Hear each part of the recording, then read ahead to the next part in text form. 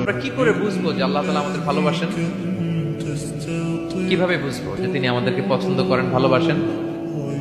এটা বোঝার কিছু সিস্টেম আছে। এক নম্বর সিস্টেম হচ্ছে আপনি জাস্ট দেখুন যে আপনি নিজেকে কোন কাজে ব্যস্ত রেখেছেন। আপনি আপনাকে কোন কাজে ব্যস্ত রেখেছেন, আপনার লাইফস্টাইলের দিকে তাকান, লুক অ্যাট ইউর লাইফস্টাইল, আপনি নিজেই বুঝে যাবেন। আপনি যদি দেখেন যে না, আপনার ভালো ভালো কাজে আপনার ব্যস্ততা, আপনার এঙ্গেজমেন্ট ভালো লোকদের সাথে, আপনার সার্কেলটা ভেরি গুড সার্কেল, ভালো কাজে আপনার মন টানে, আপনি ভালো কাজ করেন, যদি আপনার কার্যক্রম এরকম হয়, তাহলে বুঝে নেবেন আল্লাহ তাআলা আপনাদেরকে ভালোবাসেন। আলহামদুলিল্লাহ।